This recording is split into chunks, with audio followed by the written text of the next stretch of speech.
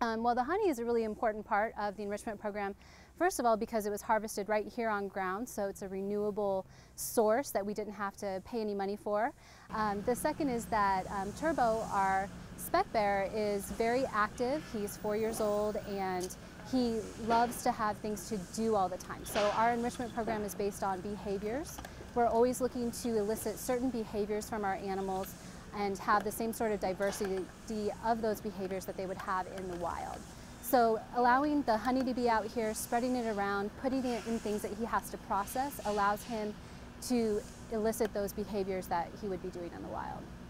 Turbo is very active. When you come to the zoo, a lot of times you'll see him out on his perch looking out at the crowd. He's very curious, and that is one of our challenges from an enrichment perspective. Is we're always looking to make sure he has experiences or opportunities to relate to his own environment. So he's not looking to the crowd for his entertainment. He's actually looking to his environment. There's things for him to dig, there's water for him to splash in, there's food for him to get.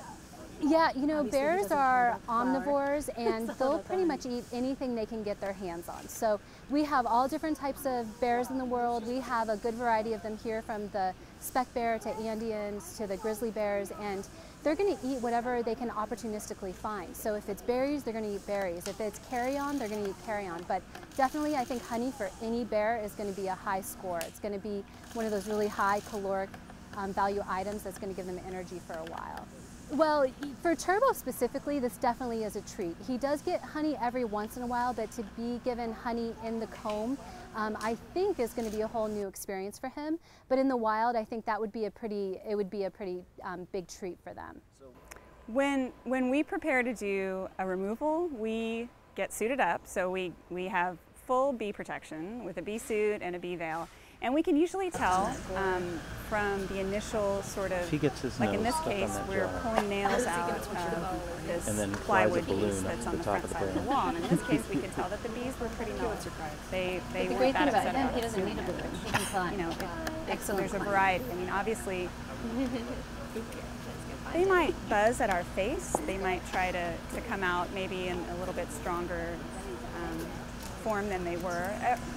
Every colony in San Diego is hybridized with African bees, so there's really no such thing as what we want. You know, a colony that's not an Africanized bee colony, and so the degree of behavior difference that you see even was a little bit of problem solving. So maybe it wasn't entirely comfortable to stand up there. So he went around to the other side where he can rest on the limbs of the really branch to help support his weight as he gets to the honeycomb. Sometimes the removal is just an irrigation box, and you have a pretty good sense of how big it's challenging.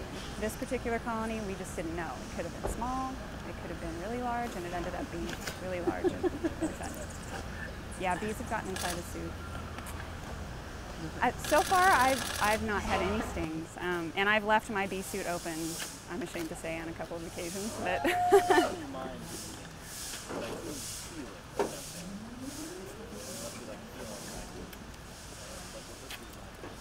if there's a bee in your bee suit, just to kind of react calmly.